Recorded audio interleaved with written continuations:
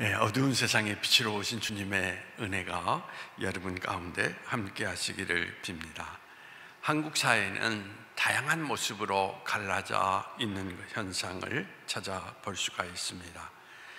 갈라져 다투는 이들은 서로의 이야기를 귀 기울여 들으려 하지 않습니다. 진영 간의 싸움이 시작되면 진실은 간데 없고 맹목적 투쟁만 남습니다. 이런 시기에 교회는 더욱더 평화와 생명의 징표가 되어야 합니다. 하지만 지금 한국 사회를 무겁게 짓누르고 있는 협오와 배제와 분열의 많은 부분들이 교회에서 비롯되었다라는 사실이 기가 막힌 현상입니다. 새로운 교회 운동이 벌어져야 할 때가 아닌가 생각을 합니다. 교회는 그리스도로 새로워져야 됨을 느끼는 시간 가운데 우리가 서 있습니다. 오늘 우리가 회복해야 될 신앙 5번째 주제는 용기입니다. 그 이유는 간단합니다.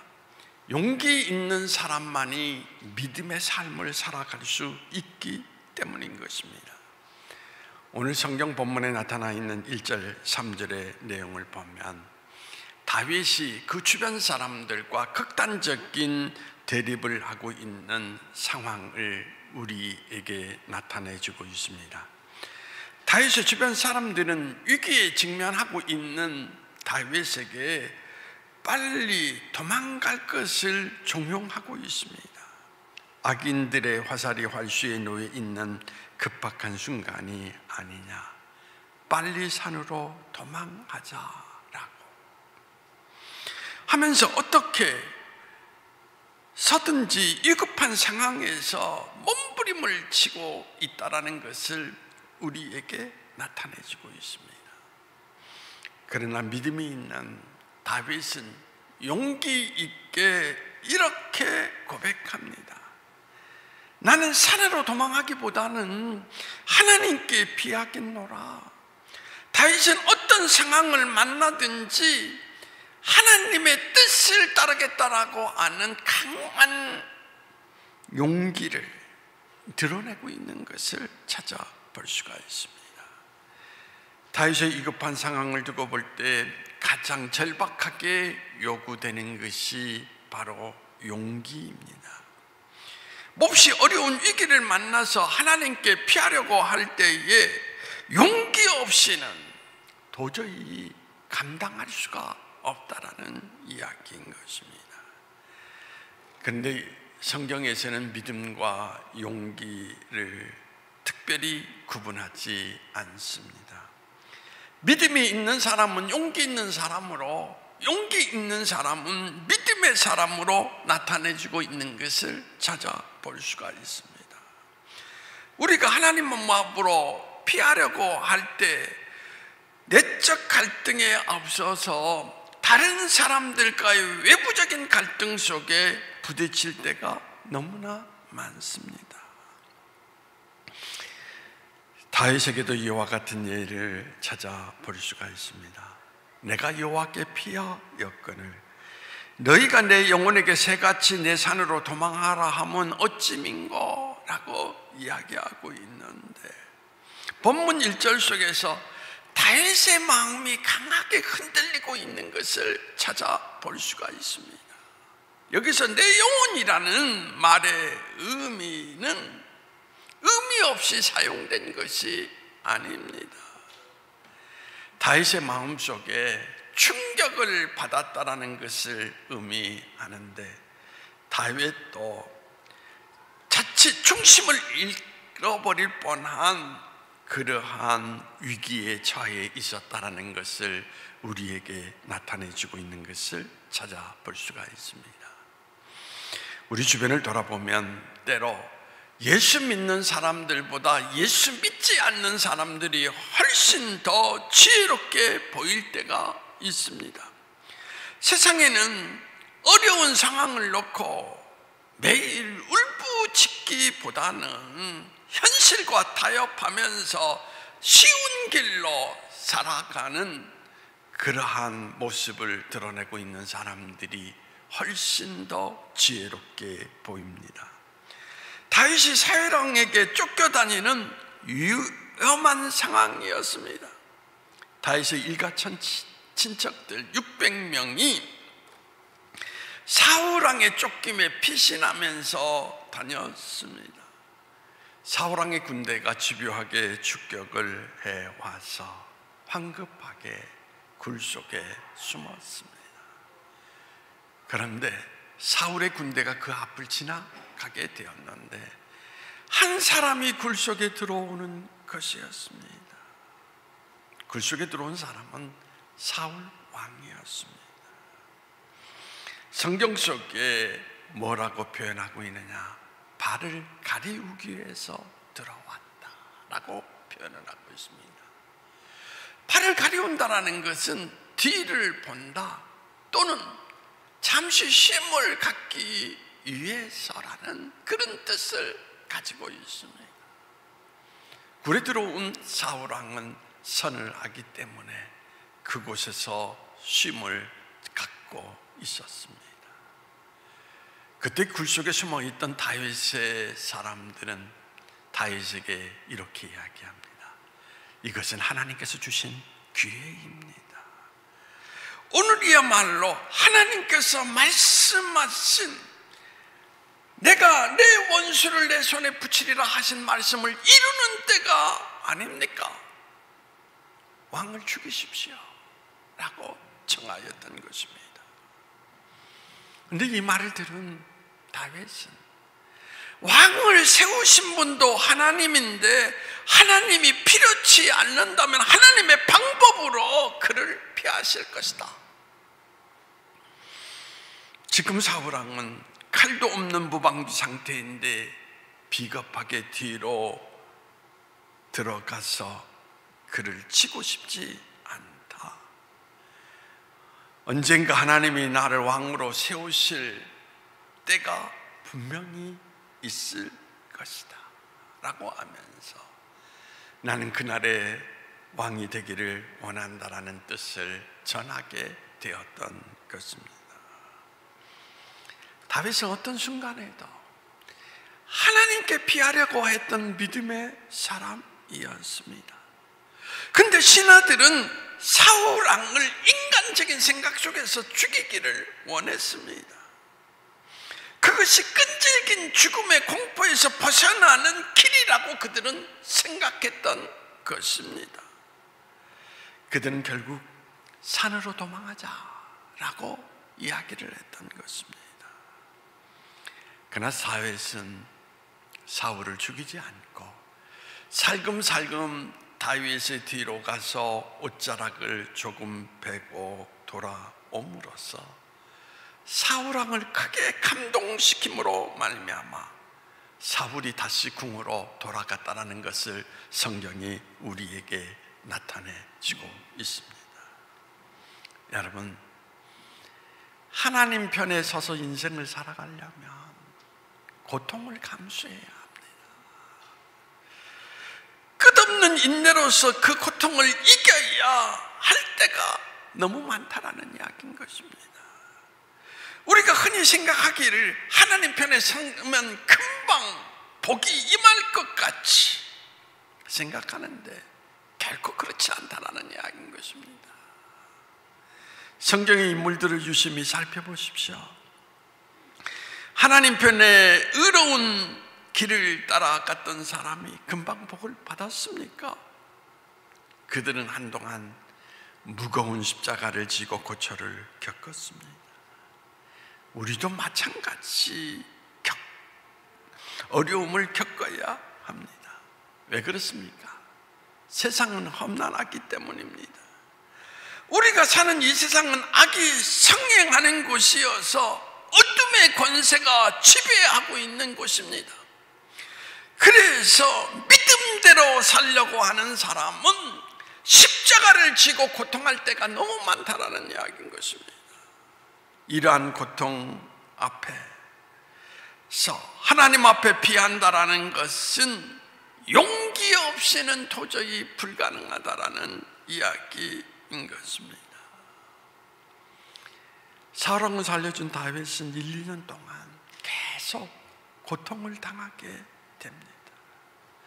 집요하게 다윗을 죽이려고 하는 사울의 눈초리를 피하여서 때로는 국경을 넘어 다른 나라로 피신을 하게 되었는데, 아멜렉 사람들이 그들을 쳐 들어와서 그들의 전 재산을 빼앗아가는 순환을 겪기도 합니다. 이때 다윗을 따랐던 수많은 무리들이 돌을 들어서 다윗을 쳐 죽이려고 합니다. 신하들이 울분을 터뜨리면서 사울왕을 죽였더라면 이를 배언을 당하지 않았을 텐데 라고 하면서 다윗을 죽이려고 하였던 것입니다. 마르틴 루터킹 목사는 미국이 배출한 위대한 흑인 지도자입니다. 그는 흑인들의 민권을 위해서 투쟁한 공을 인정받아서 노벨 평화상을 수상한 민권운동가입니다. 그 당시 민권운동이 점차 열기를 띠고 국제적으로 문제가 등장했을 때 흑인들은 저마다 희망으로 술렁이면서 바로 이때다, 전 흑인을 동원해서 우리의 권리를 찾자라고 강경파들이 주장하게 되었던 것입니다. 그러나 킹 목사는 끝까지 폭력을 거부했습니다. 단호하게 거절하자 많은 지도자들이 킹 목사의 곁을 떠났습니다. 그에게 등을 돌렸고 심지어 죽이려고 협박하는 사람들이 있었습니다. 1964년 4월 3일 루터킹 목사는 이렇게 이야기합니다. 나에게 무슨 일이 일어날지 모릅니다. 오늘 우리 앞에 어려움이 놓여 있습니다. 나도 다른 사람처럼 오래 살고 싶습니다.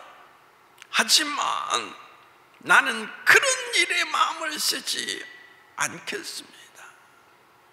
나는 단지 하나님의 뜻을 이루기를 바랍니다.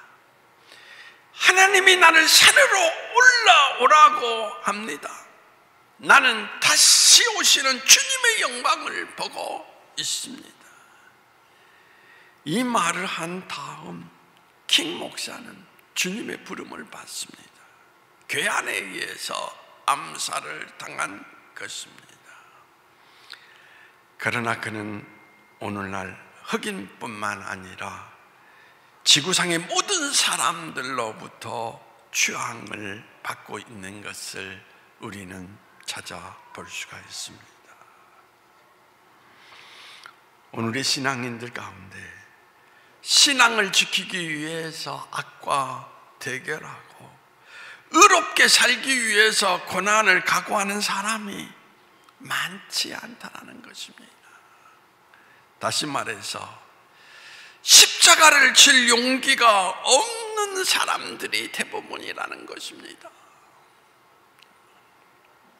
대부분 사람은 신앙의 모습들이 어리광신앙 가운데 머물러 있습니다. 절대적인 확신보다는 마음이 괴롭게 느껴질 때 그때만 주님을 찾으려고 하는 어리광신앙의 모습이 대부분이라는 이야기인 것입니다. 여기에 커다란 문제가 있음을 우리는 깨달아야 되는 것입니다.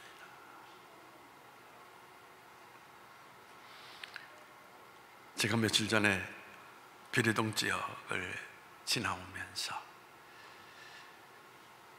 가양동 개척 시절의 그 모습을 떠올리면서 그 길을 지나왔습니다. 빈손에서 하나님의 부르심이 있다라고 하는 단지 그 이유 때문에 삶을 부딪혀 나가야 되는 것.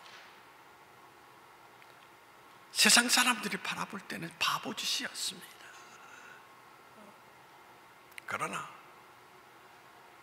용기를 갖고 겪고 부딪혀 나갈 때 하나님은 그곳에 계셔서 그 모든 일들을 이루어 가셨던 것을 볼 수가 있었습니다. 시편 기자는 시편 11편 4절에서 여호와께서는 그의 성전에 계시고 여호와의 보좌는 하늘에 있으며, 무슨 이야기입니까? 하나님은 어디 안에 계시다라는 믿음을 우리에게 나타내 주고 있는 것입니다. 성소에 계시다라는 것은 높은 곳에 계시다라는 것, 즉 높은 곳에서 우리 인생의 모든 모습들을 바라보고 계시다라는 이야기인 것입니다. 하나님이 우리 가운데 계시기 때문에 우리는 안심할 수가 있습니다. 어린아이가 마치 부모 곁에 있으면 안심하고 행동하듯이 하나님이 우리 가운데 계시다면 우리는 아무리 악이 들끓는 곳이라 할지라도 용감할 수 있지 않습니까? 근데 우리는 그렇지 못하다라는 것입니다.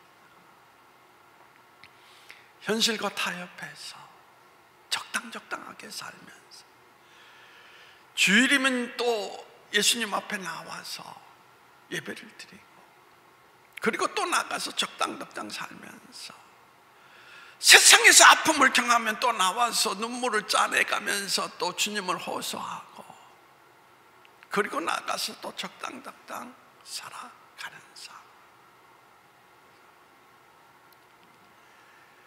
많은 신앙인의 모습을 바라보면서 느끼는 것이, 특별히 한국교회를 보면서, 한국교인은 있는데 그들 속에 하나님이 없다라는 것입니다. 왜 그렇습니까?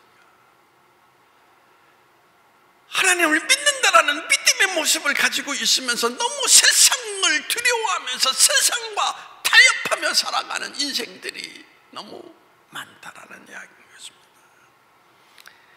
오늘 우리에게 필요한 것은 용기가 아닌가 생각합니다. 지식의 용기가 깃들이지 않는다면 위선자의 도구가 될 수밖에 없습니다. 사랑의 용기가 없게 되면 실천할 힘을 잃어버리게 되는 것입니다. 진리도 용기를 갖추지 못하면 꽃을 피우지 못하는 것입니다. 여러분, 성경 말씀이 진리라면 진리대로 살아보십시오. 살아야 거기에서 뭔가 역사가 일어나지 않겠습니까? 대부분의 사람들이 부정과 불의를 몰라서 입을 다물고 있는 것이 아니죠. 단지 그들은 용기가 없을 뿐인 것입니다. 영국의 역사학자 아놀드 토윈비 박사는 문명의 쇠퇴 원인을 뭐라고 지적하고 있느냐? 바로 그 문명을 지탱해온 인류의 용기가 부족해서라는 이유를 지적하고 있는 것을 찾아볼 수가 있습니다. 고대 이집트, 히람, 로마 등 어느 문명이나 그 문명이 쇠퇴한 이유는 국민들의 비겁한 마음과 지도자들의 비겁한 행동에서 비롯됐다라고 그는 지적하고 있습니다. 비겁한 지도자들은 백성들의 소리와 희망을 과감하게 받아들일 용기가 결핍되어 있고, 오히려 거짓과 도피적인 환상과 백성들의 눈을 속이는 얄팍한 잔재주만 부린다라는 것입니다. 용기는 언제나 진실과 사랑을 동반해야 하는 것입니다. 용기가 진실과 사랑을 동반하지 않는다면 그것은 후에 만행이 될 수밖에 없다라는 이야기인 것입니다. 하나님께서 용감하게 피하는 다윗을 하나님의 두 손으로 보호해 주셨습니다. 그리고 위대한 성군이 될 수 있는 복을 주셨습니다. 하나님께 피하는 사람은 늘 고난 속에 허덕이는 것만은 아니에요. 자기에게 피하는 자들을 하나님이 얼마나 놀랍게 보호하시고 하시는지 모릅니다. 울음이 변하여 기쁨이 되는 아침을 자주 체험하게 하시는 것입니다. 하나님께 비하는 사람, 주님 뜻대로 살려고 하는 사람을 보호하는 하나님의 보호망은 절대로 안전하다라고 말할 수가 있습니다. 어떤 곳에든지 하나님께 비하면 승리할 수 있다는 것. 저는 여러분들에게 오늘도 이런 용기가 있기를 간절히 소망하는 것입니다. 그래서 믿음이 뭔가를 용기를 통하여서 경험하고 그 용기 속에 피어난 꽃을 통하여서 여러분의 삶 속에서 믿음의 삶을 날마다 드러낼 수 있는 그런 모습 가운데 이것이 나의 간증이요, 이것이 나의 삶이라는 것을 고백할 수 있는 여러분 모두가 되시기를 원합니다. 기도하시겠습니다. 주 우리 하나님, 우리는 주님을 진리라고 고백하면서 진리이신 주님의 뜻을 따라 살지 못했습니다.